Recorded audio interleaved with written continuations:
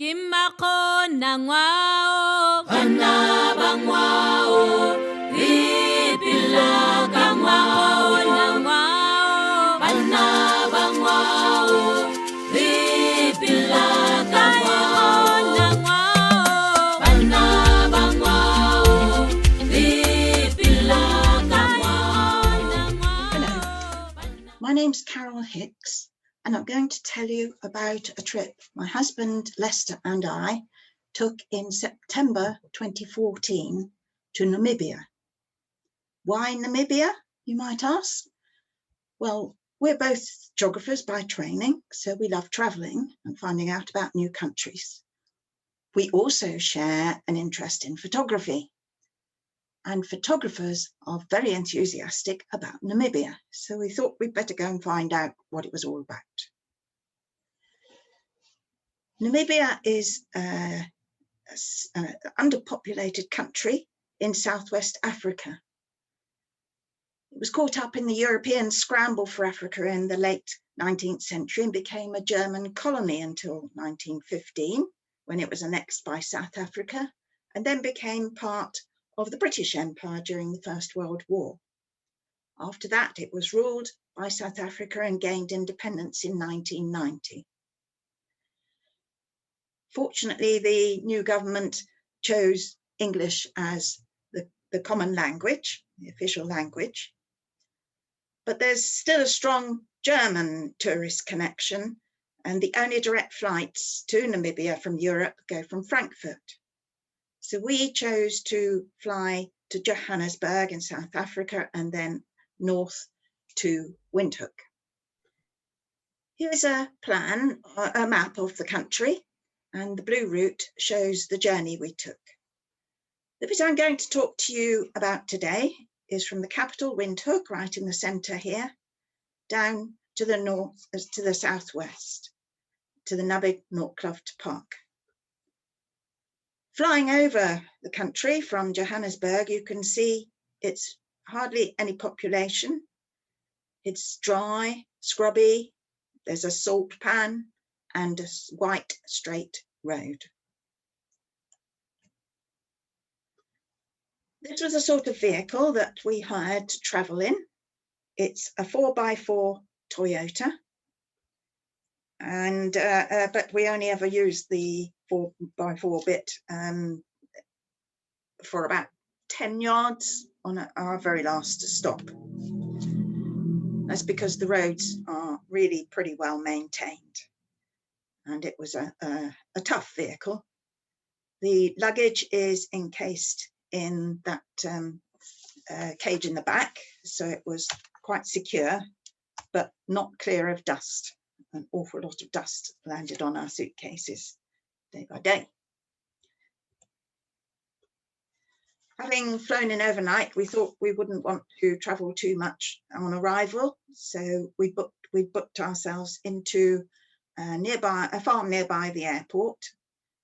This was a family-run farm. Farms in this area are counted in square miles, rather like the Australian farms, rather than acres, as in our case, and they're usually cattle ranches. Very little grows in terms of arable in this country. Typical of most of the lodges we stayed at 4 o'clock, you have the very civilized practice of tea and cake. And after that, you go out on an expedition. We asked to have a walk with a native bushman, just so that we could get some idea of the territory with his expertise. This was fairly typical: a spiky acacia bush and dried grasses and scrub. And when you come to a waterhole, there's often some wild animals around, in this case, a couple of oryx. We were going to see a lot of these communal weaver bird nests. These gregarious little birds enter their nests from underneath the thatch. There's lots of little holes underneath. We were going to see some really big ones of these. we weren't going to become very adept at reading the ground. According to the bushman, this was a puff adder track. In another place, he spotted a big hole in the ground. Oh, yes, he said, that's an aardvark was in there last night.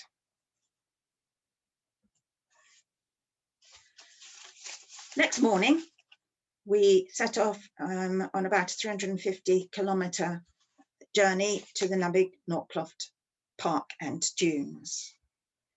Now, we were a little bit apprehensive about the sort of roads that we were going to travel on, but we needn't have worried. This is one of the few tarmacked roads.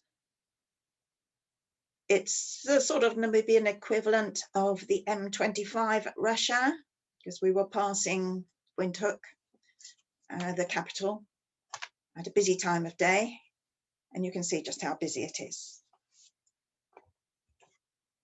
After about 100 kilometres on a nice tarmac road, we turned off to the Rembugal Pass on an unsurfaced road, and these were the sort of roads that we were going to mainly travel on for most of our 3-week trip.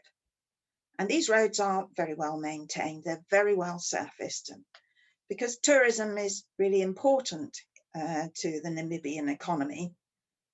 It's not mass tourism, it's fairly selective tourism, but there's a lot of travelling involved.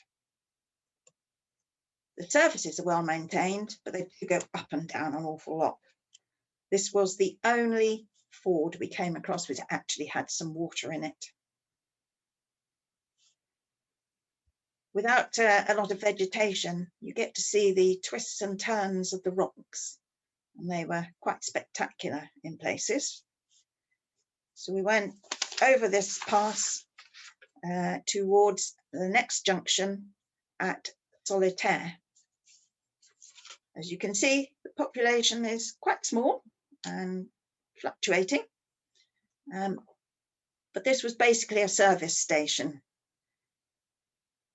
and with a lot of empty car parks. You can see the little motel and fuel depot. Solitaire is well known throughout the photographic world. I'll show you why in a moment. Rainfall in that area was fairly sparse, except for the year 2011, when they obviously had a bumper year with 479 millimetres, which is about 18.5 inches. But in 2014, the local meteorologist seems to have run out of steam. Nothing recorded between March and September when we were there. And the reason Solitaire is famous amongst photographers is because it has a car park close to the road with a lot of old rusty cars in it, which particularly male photographers love to photograph. I can't say it excited me too much, but we all have different tastes, don't we? That was my preferred picture of that section. Anyway, so we travelled on to our accommodation in the Namibia Park and Dunes. These parks are closed, the gates are closed at night. So unless you are booked into the accommodation, the very limited accommodation inside the park, you'd have to wait outside, champing at the bit at dawn to get in. And at dusk, you're going to have to be racing for the exit. And when do photographers most like to take their pictures? At dawn and dusk, of course. So we booked way ahead in order to get into just the one accommodation in the Namibia Park at Cesaro. These were the individual lodges connected by a boardwalk and up on stilts. So there was no problem with walking back at night from the restaurant with wild animals roaming. All the lodges that we stayed at were spacious and well appointed. This one in particular had a big open area with loungers outside, and it was a very spacious inside with a nice view, tea and coffee making facilities and fans and washing facilities. As the moon went down, we enjoyed an evening meal on the terrace under the stars. Below was this little black-backed jackal. Although there were notices to say, please don't feed the wild animals, I guess a little bit, the odd nugget got dropped over the edge and this little chap cleared up. Next morning at 4 a.m. we got up, and at 4:30 we grabbed a quick tea and coffee and a croissant, and then we all, about a dozen of us, piled into a safari vehicle. It was pretty chilly at that time of the morning, and these vehicles were open-sided, so we had to snuggle together to keep warm. We hadn't heard about social distancing then. For about an hour or so, we were the only vehicle allowed to drive through the park to the best of the sand dunes. After about an hour, we turned off onto rough track and parked just as the dawn was coming up. The aim was to climb up Big Daddy Dune.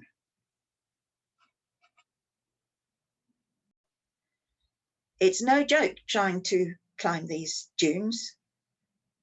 There's deep, loose sand, and every time you put your foot into it, it just slides away underneath you. The trick is to put your foot into the footmarks of the person who's gone up in front of you, and that just gives you a little bit more purchase. But it's a slow, hard climb. Very gradually, the sun was coming up, the colours were changing, the light was strengthening. The wind soon smooths out some of the sand and ridges on the other side, all sorts of different patterns, which you'll see as we go along. Looking back across where we'd parked the vehicle, we're looking now at Big Mama Dune, the second of the large dunes, and lots of other smaller dunes. In between the dunes are these dried up silvery surfaced areas. These are called dead flays, or dried up marshes. At last the sun reached the horizon, and we have what photographers call the golden hour. In fact, it's only a few minutes, but you get this superb gold colour. And the dunes were changing colour and shape as we watched. The guide told us to wait at the top of Big Daddy Dune for him, and he'd come and tell us a little bit more about the area. He pointed out this little beetle known as a racer beetle. This one was past its racing days. Unfortunately, it had lost at least one of its front legs, so it wasn't going in a straight line. But it was interesting to wonder how it survived in this arid climate. And if you look at its back, you can see there's little ridges along it. And in these ridges, it collects the morning dew. And that's what it lives on. There was also a few oryx. Goodness knows what they lived on. A few scraggy bits of grass was all we could see. So from the top, we enjoyed the views and looked down onto those who were rushing in from where the gates had been opened at dawn. But by the time they reached us, it will be about half an hour. So we had all the views of the dunes to ourselves. They could enjoy all these sinuous shapes.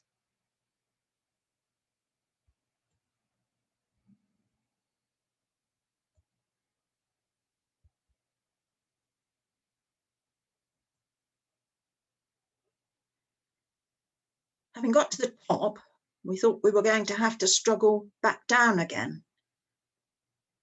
But the guide said, no, ignore the people who are walking down at a shallow angle. We've gone back down. You don't need to do that. As you can see, we were several hundred feet up above the dead flays below, which was our next target. And the guide said, just step over the edge. Nobody else was doing this. So we put our cameras into our rucksacks and took a deep breath and did as he said and stepped over the edge. The sand just gently gave way and we glided down that sand down to the dead flay below. It was an exhilarating experience. But every crevice in the boot filled with sand. And by the time I got to the bottom, I felt I was about an inch taller. There was so much sand in my boot.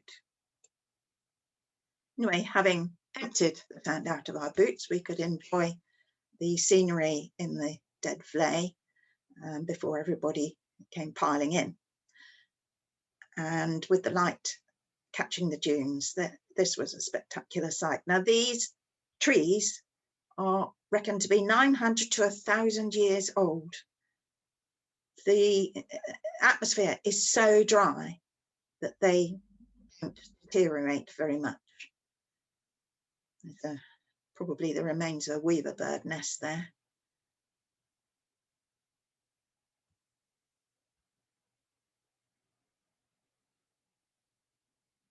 They looked lovely against the sunlight catching the dunes, the sandy dunes. This was the ground we were walking on. You see, absolutely parched and cracked. As we walked back to the car park, we walked over more soft sand, which the wind had sculpted into different shapes. And just the odd, scraggy bit of foliage.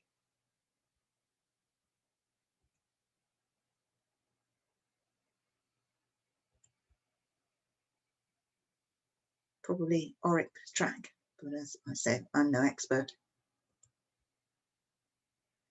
And back down in the car park, we could see the later arrivals starting to climb Big Mama Dune.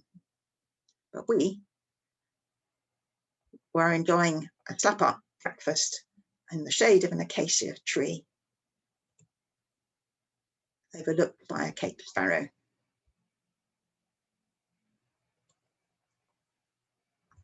Heading back to Cesaro, we passed another of the big dunes known as Dune 45. And back to our accommodation to rest up for the heat of the day. And then in the afternoon, after tea and cake, we wanted to set out for another trip, and we wanted to find Cesaro Canyon that we'd heard about from our fellow photographers. But we couldn't see where it was. There's no sign of a canyon. Ah, they said, just go down to the gate. You'll probably see it. Well, all we could see was a crack in the ground. But what a crack that proved to be.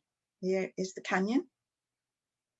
We could walk pretty well from end to end. This was going down into the deepest and narrowest part. And right at the bottom, just a little dribble of water, and that was it.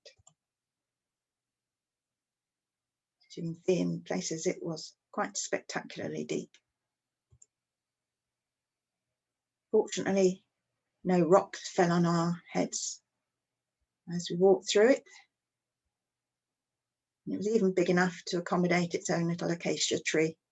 And I guess those are the taxi drivers waiting to take some of the visitors back out to the park again. Later on, we thought we'd visit another of the named dunes, Elim Dune. But as you can see by now, the wind is getting up. And it's no joke trying to climb a very sandy dune with the wind and the sand whipping round you.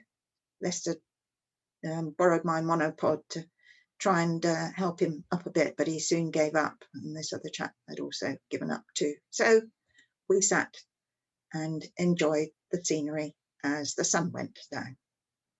So I hope you've enjoyed seeing our pictures of the sand dune area in the Namibia Park, and you will join me for some of the other areas that we visited, all of which had their own special characters in Namibia.